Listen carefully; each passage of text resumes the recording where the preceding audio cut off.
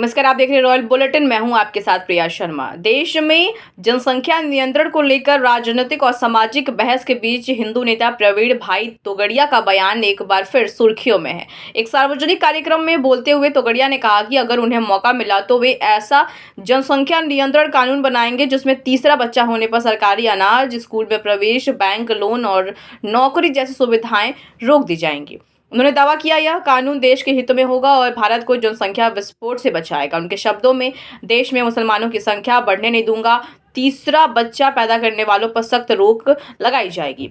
तोगड़िया के इस बयान को लेकर राजनीतिक हलकों में तीखी प्रतिक्रियाएं सामने आई हैं। कई विपक्षी नेताओं ने इसे संविधान और समानता की भावना के खिलाफ बताया है। वहीं उनके समर्थक इसे आवश्यक कानून कह रहे हैं। सोशल मीडिया पर भी तोगड़िया के इस बयान को लेकर बहस छिड़ गई है। कुछ लोग इसे सख्त कदम मान रहे हैं तो कुछ इसे भड़काऊ और विभाजनकारी करार दे रहे हैं। कैसे आना हुआ आज मुजफ्फरनगर, क्या करें? बस में आगे प्रवास में मुरादाबाद जा रहा हूँ, तो हमारे देशराज जी ने कहा कि आप रुक जाइए, तो उनके कहने से रुक गए।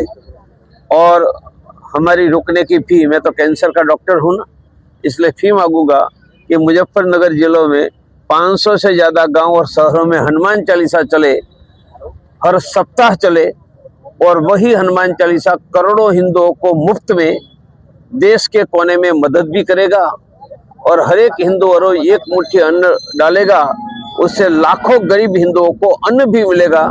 ऐसी हनुमान चालीसा हजारों चल रहे हैं, हम 1 लाख तक जाने वाले हैं।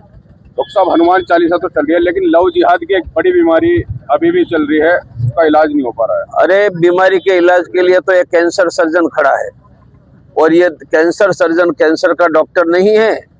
लोगों को अच्छी तरह पिटाई करने का भी काम कर सकता है। इसलिए एक भी हिंदू बहन बेटी को लव जिहाद का भोग नहीं बनने देंगे, और कोई नाम लेगा तो उसके लिए पूरा समाज उस परिवार के साथ खड़ा रहे। यही हम भारत में करते जा रहे हैं। जनसंख्या नियंत्रण कानून आप लंबे समय से मांग भी करते आ रहे हैं, क्या उसके लिए आगे की रणनीति रहेगी? मैं ऐसा कानून बनाऊंगा जो कानून बनने के बाद जिनके घर में 2 से ज़्यादा बच्चे हैं, कानून बनने के 1 साल के बाद उनके घर में कोई बच्चे का जन्म हुआ, पूरे परिवार को मैं सरकारी अन्न बंद करवा दूंगा। उनके परिवार के बच्चों को सरकारी स्कूल में प्रवेश नहीं देने दूंगा, सरकारी अस्पताल से दवाई नहीं मिलेगी, बैंकों से लोन नहीं मिलेगी, सरकारी नौकरी नहीं, उनको वोट डालने नहीं दूंगा। मैं ये देश में मुसलमानों की संख्या बढ़ने नहीं दूंगा। ये देश में हिंदुओं का बहुमत बना रहे, ये मैं डंडे या कानून से करूंगा। कैसे होगा ये संभव? हो रहा है जनसंख्या नियंत्रण के कानून से संभव होगा। कानून हम बनवाएंगे। बांग्लादेश में हिंदू पर अत्याचार हो रहा है। बांग्लादेश में निरंतर हिंदू पर अत्याचार मारने का क्रम चल रहा है। जिस बांग्लादेश भारत के सैनिकों के खून से बना, वो नमक हराम आज हिंदुओं पर अत्याचार कर रहे हैं।